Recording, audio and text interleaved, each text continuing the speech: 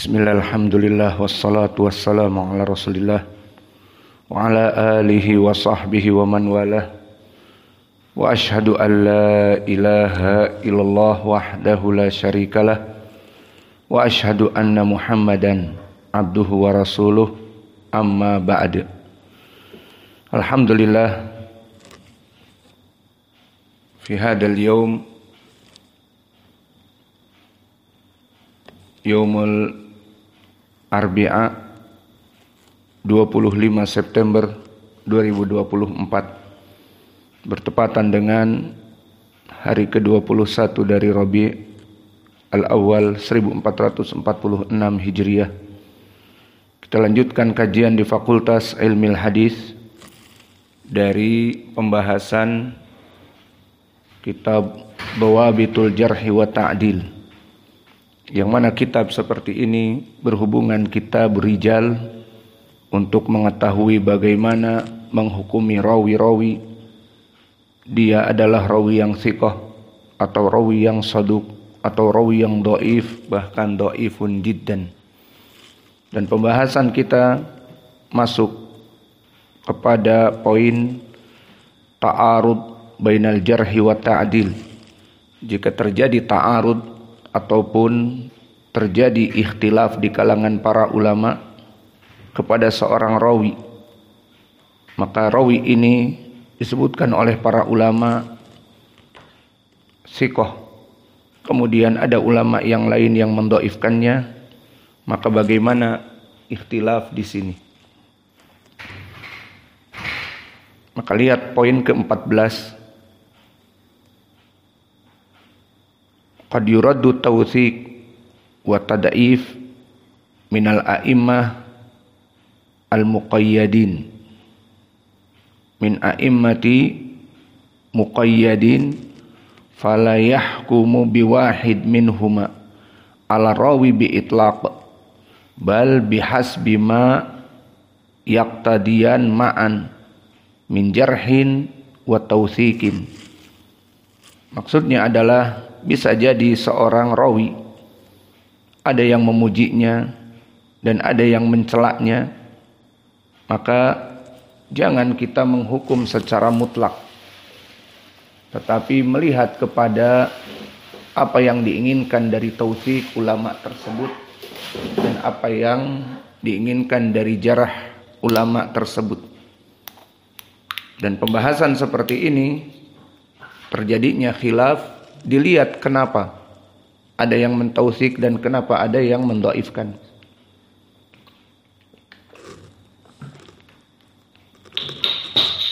Wa min suwari dzalika ma yali, dan gambarannya permasalahan seperti itu seperti berikut ini.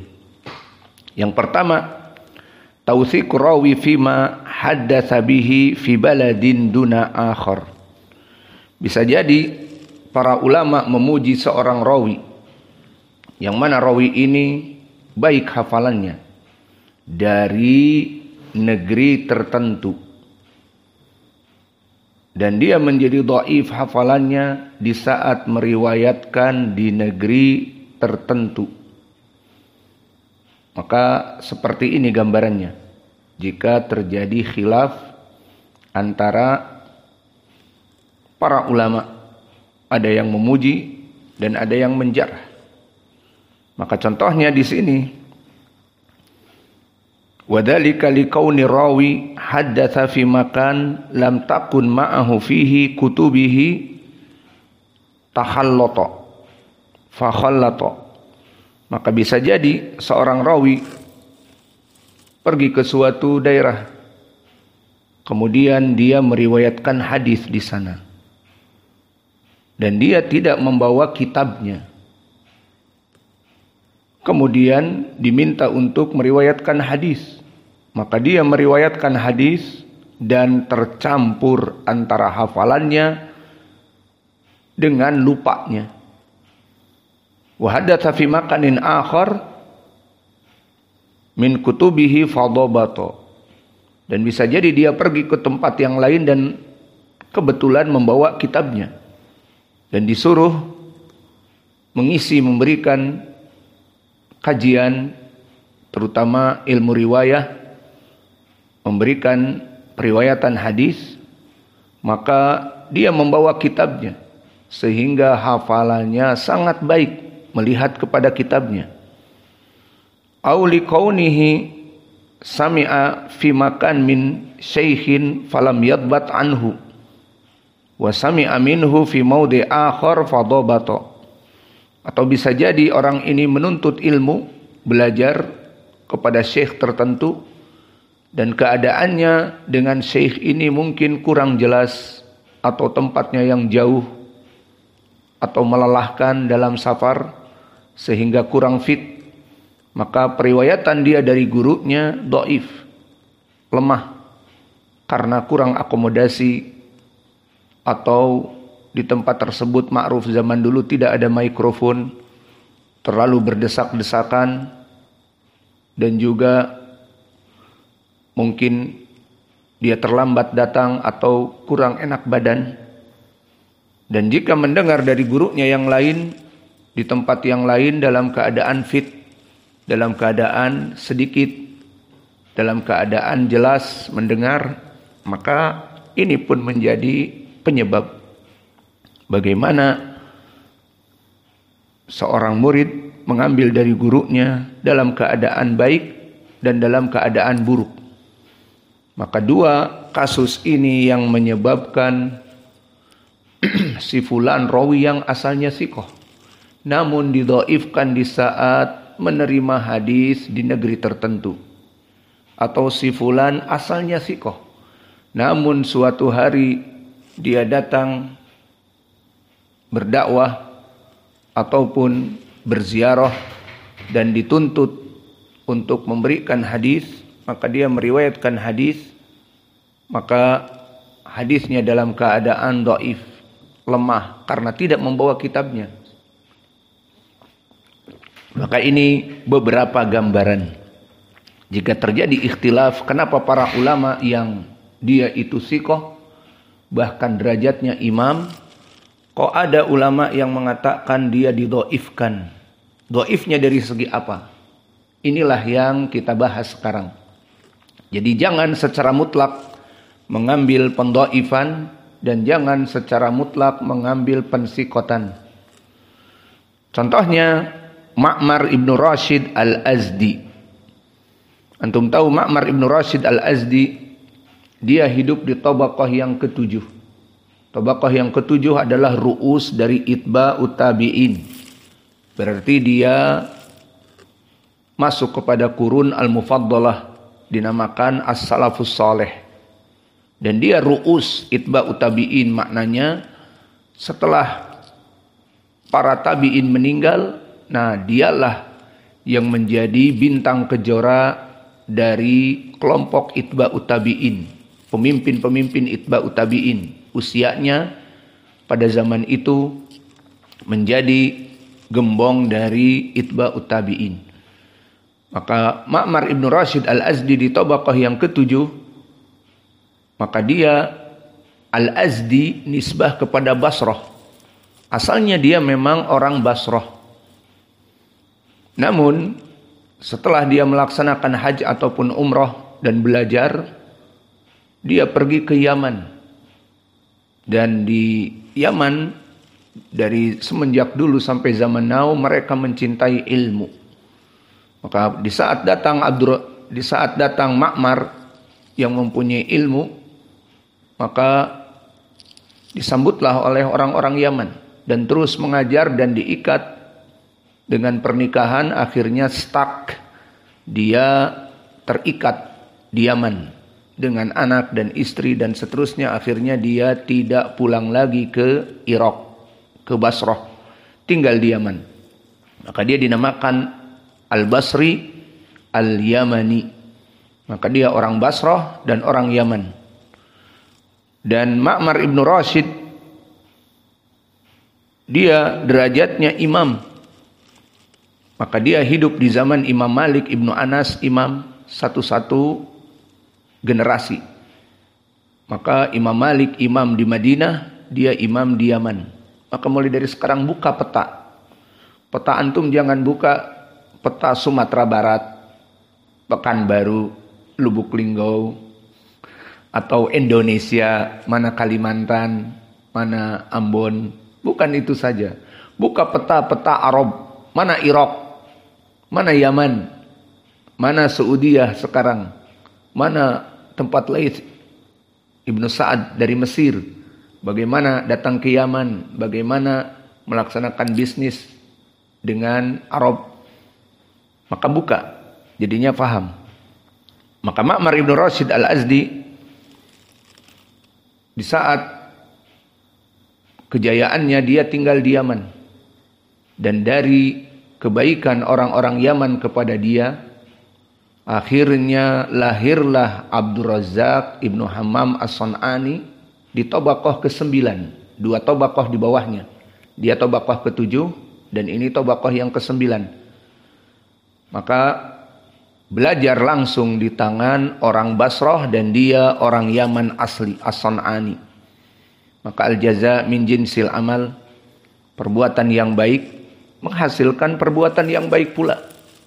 Maka penduduk Ahlul Yaman mendapatkan orang Yaman asli menjadi imam bernama Abdul Razak Ibnu Hammam As-San'ani. Dan kehidupan Abdul Razak belajar langsung dengan Ma'mar, dimanfaatkan alim muhaddis dunia datang kepadanya, maka dijadikan kesempatan belajar dari semenjak kecil sampai besar. Maka akhirnya jadi imam Ahlul Yaman itu sendiri. Adapun Ma'mar Ibn Rashid, pembahasan kita setelah muqaddimah ini, bahwa dia adalah seorang imam muhaddis.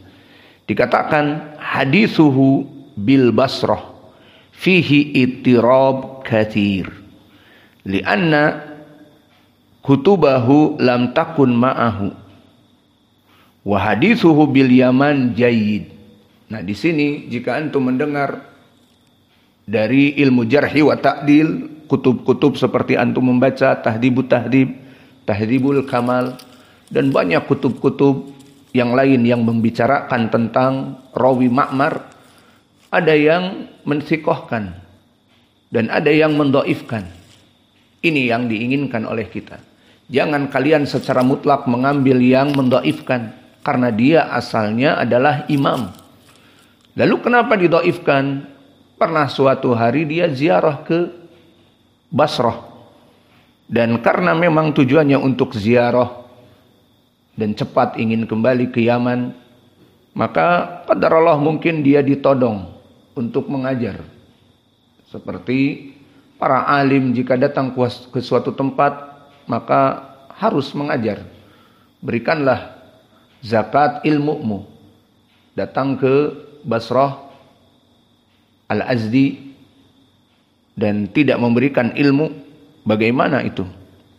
Maka di zaman dulu, ilmu-ilmu yang dicatat mungkin tidak seperti sekarang ada kertas HVS. Kalau kita catat ilmu-ilmu mungkin ada kitab-kitab sebesar ini. Zaman dulu wallahu a'lam bagaimana mereka mencatat, alhasil jika dibawa perpustakaannya akan banyak. Maka dari Yaman ke Irak, maka lihat peta biar tahu bagaimana dari Yaman ke Irak. Maka akan membawa perpustakaan seperti itu.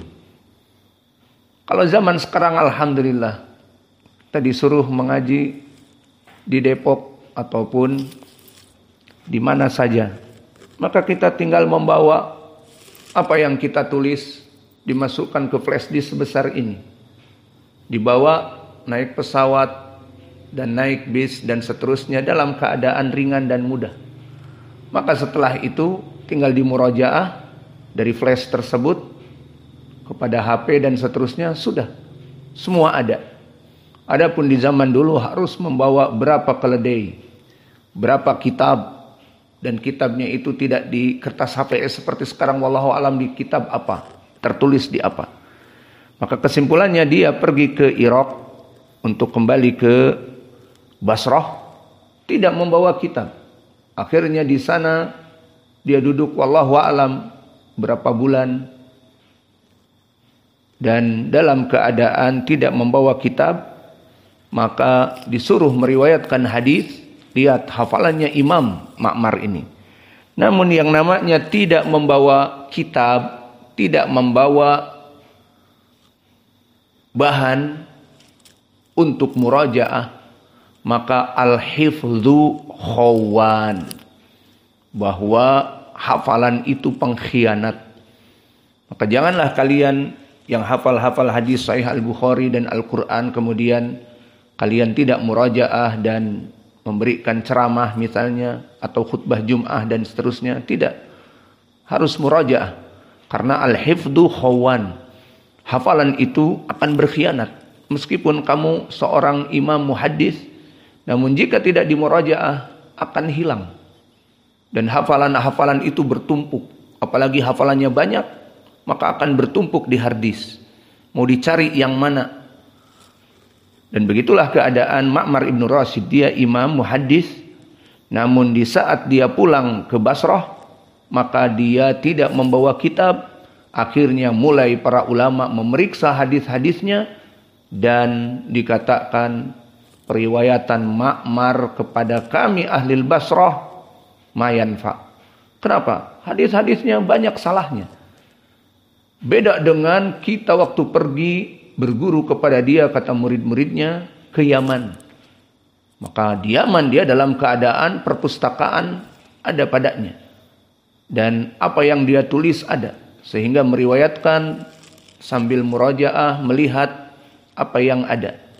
Maka dikatakanlah oleh para ulama, hadithuhu bil Yaman jayyid. Hadisnya di negeri Yaman bagus. Tapi di Irak, di Basrah tidak bagus. Maka seperti ini contohnya. Contoh yang lain, Ya'qub ibn Syaibah mengatakan, Sami'tu Ali ibn al-Madini, Sami'tu Aliya ibn al-Madini yudha'ifu ma haddatsa bihi Abdurrahman ibn Abi Zinad bil Iraq wa yusahhih ma haddatsa bihi bil Madinah.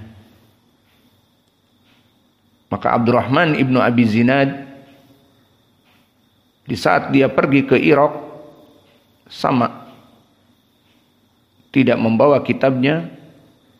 Adapun dia di saat di Madinah, maka hadisnya sangat baik. Maka ini kisah yang kedua, ataupun perkara contoh yang kedua, sehingga terjadi ikhtilaf antara Abdurrahman ibnu Abi Zinad dari hadis-hadisnya dikarenakan ini juga.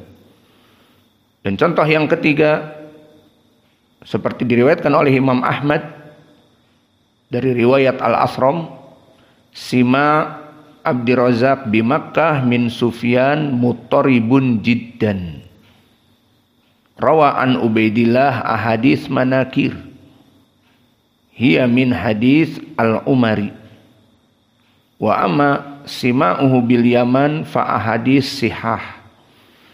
Maka di sini Abdul Razak ibnu Hammam, tadi muridnya Ma'mar, maka dia datang ke Makkah untuk menerima hadis dari Sufyan Ats-Tsauri. Sufyan ibnu Uyainah. Maka hadis-hadis yang dia dengar dari Sufyan ibnu Uyainah mutaribun jiddan. Maknanya sangat buruk, berbeda dengan para ulama yang lain. Jika meriwayatkan dari Ubaidillah, maka dia akan meriwayatkan hadis-hadis yang mungkar dari hadis Ubaidillah ibnu Umar al-Umari. Maka sanadnya dari Abdul Razak, dari Sufyan, dari Ubaidillah. Nah, di sini setelah dari Ubaidillah banyak salahnya, meriwayatkan kepada Ibnu Umar atau meriwayatkan kepada yang lainnya, maka banyak permasalahan. Adapun mendengar dari Yaman sangat baik, dan ini menunjukkan bahwa Sufyan ibnu Uyainah datang ke Yaman, dan di saat datang ke Yaman diambil, disedot semua ilmu-ilmu oleh Abdul Razak. Maka Abdul Razak mendengar dari Sufyan di dua tempat. Mendengar di Makkah dan mendengar di Yaman. Maka dia mendengar di Yaman lebih baik daripada mengambil ilmu dari Sufyan di Makkah. Dan ini bisa jadi kurangnya akomodasi, atau pada saat itu di Makkah dalam keadaan bejubel. Kebetulan mengambil ilmu di waktu haji atau di waktu umrah, maka sangat sibuk manusia, bukan hanya untuk mengambil ilmu dari Sufyan, tetapi haji dan umrah, maka penuh majelis dan seterusnya. Maka ini penyebab-penyebab yang menyebabkan kurang baik penerimaan ilmu di Makkah. Adapun di Yaman, maka Abdul Razak mengambil ilmu di tempat kediamannya, wallahu a'lam, mungkin dalam keadaan baik sehingga menerima hadis-hadis dengan baik. Maka ini dari contoh bagaimana para ulama yang ma'ruf dia itu imam, kok ada pendhaifan dari ulama-ulama yang lain, maka ini sebabnya. Dan contoh telah kami sebutkan 3 perkara tadi. Dan sekarang kita masuk kepada permasalahan yang lain. Tawthiqu rawi fima haddatsa bihi an ahli iklim duna akhar. Atau terjadi pujian dan pencelaan dari para ulama kepada seorang rawi fima haddatsa bihi, dengan apa yang terjadi pada dia itu ahli hadis, an ahli iklim duna akhar, dari murid-muridnya yang meriwayatkan dari negeri tertentu. Wadzalika liqauni rawi sami'a min ahli Misrin au ahli iklim fahafidhu hadithahum wa sami'a min ahli Misrin akhar au iklim akhar falam yahfad hadithahum. Sekarang di sini permasalahannya kepada murid-muridnya. Kalau tadi dianya sendiri yang mengambil ilmu dari gurunya, seperti tadi Abdul Razak mengambil ilmu dari Sufyan di Makkah, lebih buruk periwayatannya daripada mengambil ilmu dari Sufyan di Yaman. Dan begitupun tadi Ma'mar memberikan ilmu di Irak, di Basrah, buruk karena tidak membawa kitab. Tapi di saat memberikan ilmu di rumahnya, maka baik di Yaman. Dan di sini kita membahas tentang murid-muridnya. Maka seorang imam di saat memberikan ilmu diambil oleh murid-murid dari negeri tertentu, maka murid-murid ini didhaifkan. Dan murid-murid tertentu datang juga kepadanya disikohkan. Maka di sini yang berhubungan adalah dengan keadaan murid-muridnya. Contohnya Ismail ibnu Ayyash al-Hamsi. Maka kedudukan Ismail ibnu Ayyash yang rajih, dia adalah rawi yang thiqah. Idza hadatsa anisyamin fahadithuhu jayyid wa idza hadatsa an ghairihim fahadithuhu muttarib. Maka Ismail ibnu Ayyash asalnya thiqah, al-Hamsi. Dari mana al-Hamsi? Al-Hamsi dari Suria, dari Hims, al-Himsi. Maka jika dia meriwayatkan hadis dari orang-orang negeri Syam, berarti dari negerinya. Dia al-Himsi dari Syam. Di mana Syam sekarang? Suria. Idza hadatsa an Syamiyin, jika dia meriwayatkan dari orang-orang Syam, berarti melihat kepada apa? Kepada gurunya. Jika guru-gurunya dari orang-orang Syam, maka hadisnya baik. Wa idza haddatsa an ghairihim fahadithuhu muttarib. Maka jika meriwayatkan dari guru yang lain selain dari orang-orang negeri Syam, maka dia hadisnya muttarib, guncang. Maka bagaimana caranya nanti prakteknya di saat kalian memeriksa hadis?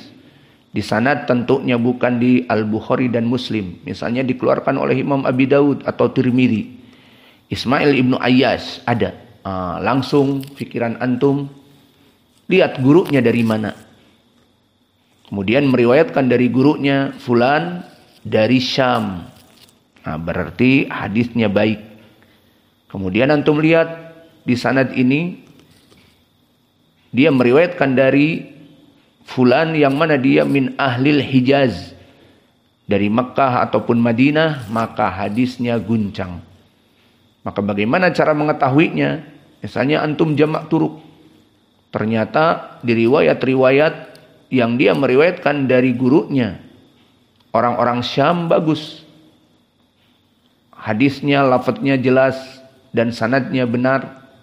Adapun di riwayat yang datang dari Ahlul Mekah, Hijaz ataupun Madinah, maka hadisnya tidak benar, berbeda. Misalnya diriwayatkan dia dari gurunya Syamiyin mursal, dari Al-Hasan Al-Basri dari Nabi misalnya. Tapi di hadis Ahlul Hijaz dia meriwayatkan dari Al-Hasan Al-Basri dari Abi Hurairah dari Nabi Muhammad. Nah, di sini bersambung. Maka setelah diperiksa, ternyata periwayatan yang bersambung ini justru yang salah. Karena periwayatan dari gurunya orang-orang Hijaz misalnya. Adapun periwayatan Ismail ibnu Abi Ayyash dari orang-orang Syam, diketahui nanti gurunya dari mana, nisbahnya kemana. Al-Himsi juga atau Asy-Syami, dia orang-orang Syam. Maka riwayatnya mengatakan dari Al-Hasan Al-Basri dari Nabi Muhammad mursal. Nah, ini yang rajih, dirajihkan oleh para ulama jalan ini. Dan contoh yang lain Faraj ibnu Fadalah Al-Himsi, yang mana dia rawi yang dhaif. Berkata Imam Ahmad, marawa an Syamiyin fasalihun, wa amma marawa an Yahya ibni Sa'id al-Ansari famuttaribun. Begitupun contohnya ini. Faraj ibnu Fadalah rawi yang dhaif. Bagusnya contohnya enggak ini, namun karena keterbatasan contoh, maka Faraj ibnu Fadalah rawi yang dhaif. Maka periwayatan dari orang Syam lebih baik. Dan periwayatan dari orang-orang Hijaz seperti Yahya ibnu Sa'id al-Ansari dari Ansar, dari Madinah, maka hadisnya muttarib. Maka ini contoh bagaimana seorang rawi yang asalnya thiqah seperti Ismail ibnu Ayyash kok bisa didhaifkan karena dia meriwayatkan dari guru-guru selain dari negerinya, maka didhaifkan. Adapun Faraj ibnu Fadalah maka asalnya dhaif sehingga didhaifkan. Namun di sini dimisalkan bahwa dia periwayatannya dari orang-orang Asyam lebih baik sedikit daripada periwayatan orang-orang selain dari negerinya. Maka ini contoh yang kedua, bagaimana rawi-rawi yang thiqah yang mana mereka itu didhaifkan di saat meriwayatkan bukan dari negerinya.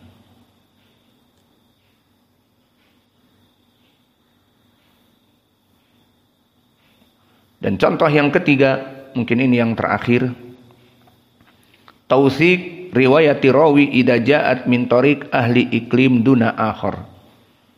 Seorang rawi ditautsik ataupun didhaifkan dikarenakan murid-muridnya.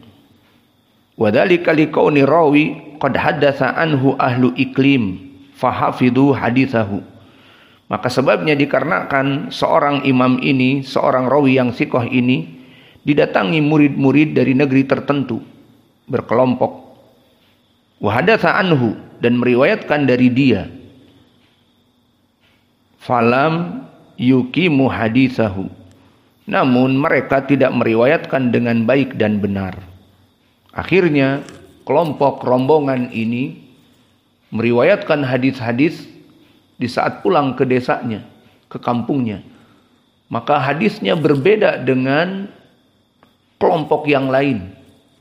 Maka akhirnya ada ucapan si fulan imam, tetapi diambil hadisnya oleh kelompok tertentu, dan mereka murid-muridnya ini yang tidak serius ataupun tidak fokus meriwayatkan hadis-hadis yang aneh. Maka mulailah para ulama mengetahui si fulan asalnya sikoh, namun orang-orang kelompok yang datang dari negeri tertentu mengambil ilmu dari rawi yang sikoh ini tidak fokus karena kurangnya akomodasi tadi, sehingga didhaifkan periwayatan murid-murid dari negeri tertentu jika meriwayatkan dari dirinya padahal dia sikoh. Paham? Sekarang yang jadi masalah adalah murid-muridnya. Contohnya adalah Zuhair ibnu Muhammad al-Khurasani summa al-Makki. Maknanya Zuhair ibnu Muhammad al-Khurasani dia asalnya dari Khurasan, dari Iran. Namun dia tinggal di Mekah, jadi al-Makki, itu maknanya. Yarwi anhu, meriwayatkan dari dia ahlul Iraq. Datang majmu'ah dari kelompok ahlul Iraq untuk menuntut ilmu kepadanya, mengambil ilmu kepadanya. Dan dia tinggal di Mekah. Maka gambarannya datang orang-orang Iraq ke Mekah mengambil ilmu dari Zuhair ibnu Muhammad yang tinggal pada saat itu di Mekah mengajar. Maka yarwi an ahlil Iraq ahadits mustaqimah. Maka orang-orang Iraq ini datang dalam keadaan serius, dalam keadaan mereka akomodasinya lancar. Yang jelas hadis-hadis orang Iraq yang menuntut ilmu kepadanya baik. Maka mereka pulang ke Iraq meriwayatkan dari guru Zuhair ibnu Muhammad, orang-orang Iraq ini baik. Tidak berbeda dengan hadis-hadis yang lain.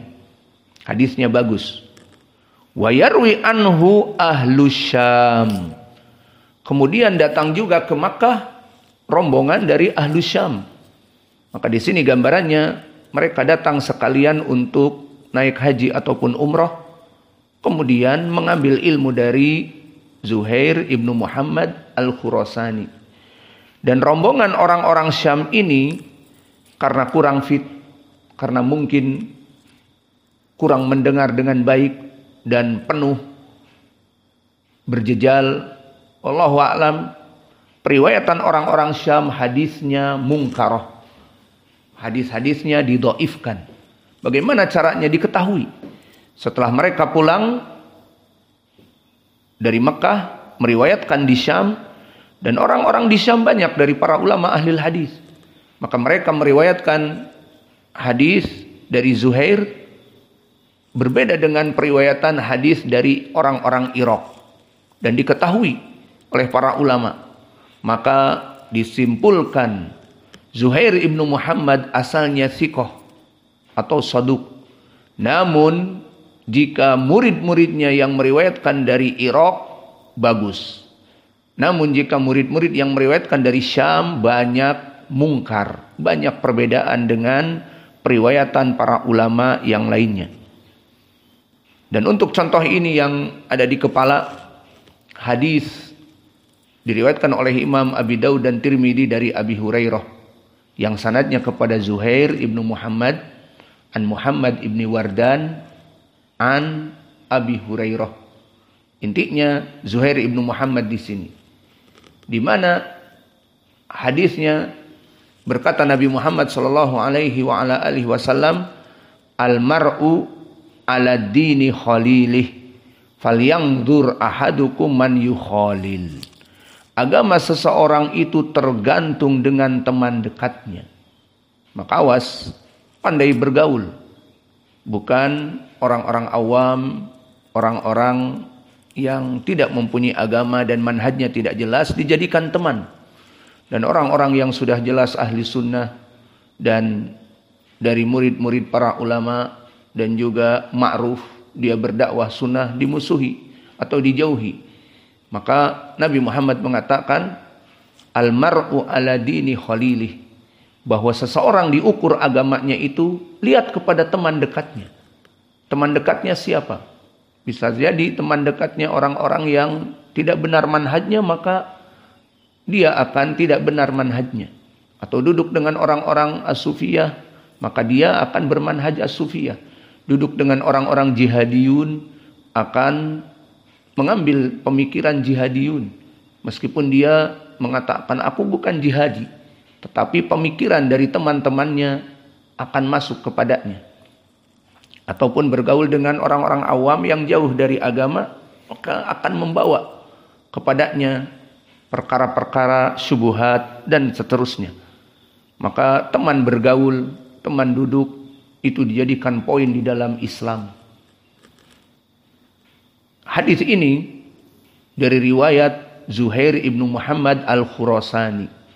Maka Syekh kami Mukbil mengeluarkan hadis ini di kitabnya Jami'us Sahih, dia sahihkan dan dia mentaklik bahwa Zuhair ibnu Muhammad periwayatannya di sini murid-muridnya bukan dari Syam, sehingga periwayatannya sahih seperti itu.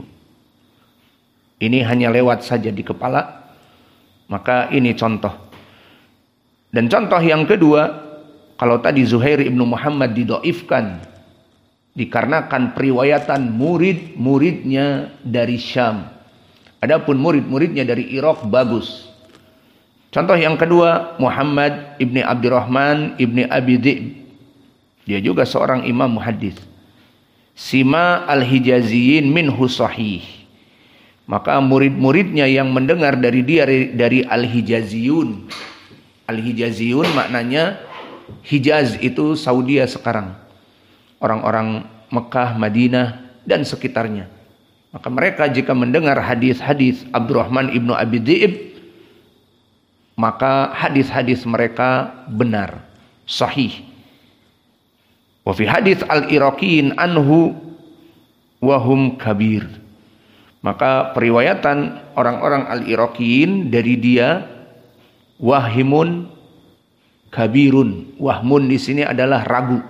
Keraguan yang banyak padanya. Hadis-hadisnya itu penuh keraguan. Berbeda dengan hadis orang Hijaz. Maka di sini bagaimana cara mengeceknya? Lihat kepada periwayatan murid-muridnya. Maka seperti tadi Zuhair ibnu Muhammad, hadis yang kami sebutkan, al-mar'u ala dini khalilih, falyangdur ahadukum man yukhalil, agama seseorang kembali kepada teman dekatnya. Maka hati-hati dalam memilih teman, selektif. Maka di hadis ini disahihkan oleh Syekh kami dan mengatakan bahwa murid-murid Zuhair ibnu Muhammad bukan dari Syamiyin, selain dari Syam. Itu sudah cukup. Tidak mesti harus dari Irak. Pokoknya bukan dari Syam. Kenapa? Karena orang-orang Syam yang jadi masalah mengambil dari hadis Zuhair dalam keadaan mereka tidak mapan, sehingga hadis-hadisnya dhaif. Adapun kekhususan orang-orang Irak bagus. Nah, kalau orang Filistin bagaimana misalnya? Lalu orang-orang Hijaz bagaimana? Nah, di sini dimutlakkan mereka semuanya baik kecuali orang Syam. Maka Syekh menyebutkan hadis ini hasan karena murid-murid yang mengambil bukan dari negeri Syam. Bisa jadi dari Irak, dari Basrah, dari Kufah, ataupun bisa dari Hijaz, dari Makkah dan Saudiyah dan seterusnya. Dan begitu pun periwayatan Muhammad ibnu Abi Dhi'b. Antum lihat hadis dikeluarkan Abu Daud, Tirmidzi, Imam Ahmad dan yang lainnya. Dilihat muridnya. Jika murid-muridnya datang dari Irak, maka didhaifkan. Karena mereka dalam keadaan wahmun kabir. Apa maknanya wahmun kabir? Keraguan yang besar. Adapun periwayatan orang-orang Hijaz dari Makkah dan Saudiyah meriwayatkan dari dia, maka di sini dalam keadaan hadisnya sangat baik. Sehingga Ibnu Abi Dhi'b dilihat murid-muridnya siapa. Maka inilah dari contoh-contoh bagaimana pekerjaan seorang muhaddis di saat mensahihkan dan mendhaifkan hadis tidak mudah. Bisa jadi rawi yang dalam keadaan thiqah seperti Ma'mar imam, Abdul Razak imam, dan tadi Zuhair ibnu Muhammad thiqah, dan Muhammad Abdurrahman ibnu Abi Dhi'ib imam. Kok bisa hadis-hadisnya dalam suatu perkara dhaif? Karena murid-muridnya. Maka di sini menjadi kesimpulan, manusia itu tidak sempurna. Seorang muhaddis yang agung dalam keadaan hafalannya kuat tidak sempurna. Seperti Ma'mar di saat pergi ke Basrah tidak membawa kitab, akhirnya didhaifkan periwayatan dia ke murid-muridnya di Irak atau di Basrah dhaif. Namun periwayatan dia dari murid-muridnya nanti dilihat dia meriwayatkan di Yaman, nah di Yaman bagus. Dan begitu pun tadi yang terakhir Zuhair ibnu Muhammad, karena murid-muridnya dari Syam tidak bagus periwayatannya, akhirnya didhaifkan periwayatan Zuhair dikarenakan murid-muridnya. Dan begitu pun Ibnu Abi Dhi'ib dikarenakan murid-muridnya juga, yang mana periwayatan dari Irak banyak dari orang-orang Irak mengambil dari dia ragu-ragu, maksudnya berbeda-beda, akhirnya didhaifkan. Maka inilah yang bisa kita berikan, sehingga jika kalian ingin menjadi seorang muhaddis yang memeriksa hadis sahih ataupun dhaif, itu butuh banyak waktu dan butuh banyak jam terbang, banyak mumarasah. Allah memudahkan kita untuk terus menuntut ilmu, dan tidak ada yang merasa cukup dalam menuntut ilmu. Setiap hari, anytime, anywhere kita menuntut ilmu, karena kita mengetahui semakin kita masuk menuntut ilmu, semakin kita menyadari bahwa ilmu itu bagaikan samudra. Maka lihat orang-orang yang jauh dari ilmu, yang tertipu dengan diri sendiri misalnya, dan sibuk dengan kesibukan dunia. Alhamdulillah, aku punya Al-Quran. Alhamdulillah, aku punya ilmu ini. Alhamdulillah, aku punya ilmu itu. Karena dia jauh dari ilmu. Namun di saat dia menuntut ilmu, dan semakin dia masuk kepada ilmu, dia mendapati bahwa ilmu itu bagaikan samudra. Maka para alim ulama terus menuntut ilmu. Karena dia terus berkecimpung di dalam ilmu, mengetahui dirinya semakin dalam menuntut ilmu, semakin tahu kedalaman samudra yang luas. Maka tanpa limit, unlimited, tidak ada batas. Berbeda dengan yang disibukkan dengan dunia dan akhirnya ditipu oleh iblis atau syaitan. Udah, kamu sudah alim, kamu sudah disebut ustadz dan seterusnya. Padahal tidak ada ilmu, namun dia sendiri yang menjauhkan dirinya dari ilmu misalnya, maka telah cukup. Aku punya ilmu, punya begini dan begitu. Maka itulah gambaran bagaimana para penuntut ilmu dari zaman dahulu. Maka semakin seseorang masuk kepada ilmu, semakin dia merasa bodoh. Karena dia mengetahui ilmu itu unlimited. Tidak ada batasnya, luas. Namun yang merasa dirinya cukup, maka dia akan merasa dirinya cukup. Karena tidak masuk kepada luasnya samudra. Dia hanya berada di tepi. Oh, ternyata pantai Parangtritis ini tidak dalam. Tidak dalam. Dia Samudra Hindia. Iya, aku lihat nih. Jalan udah berapa meter, cuman sebatas mata kaki saja. Ya kamu tidak nyemplung. Coba lihat orang itu. Dia naik perahu bot, kemudian menenggelamkan dirinya 2 kilo di sana. Maka didapati luas samudra. Maka lihat bedanya. Orang yang hanya duduk di pantai mengatakan laut itu hanya sebatas mata kaki atau sebatas dengkul. Karena dia duduk lari-lari antara ombak-ombak yang datang. Ombak-ombak yang datang hanya semata kaki. Dan dia pun lompat-lompat takut tenggelam. Beda dengan orang yang memancing di lautan. Maka dia akan mendapati bahwa lautan itu sangat luas. Maka mulai dari sekarang terus semangat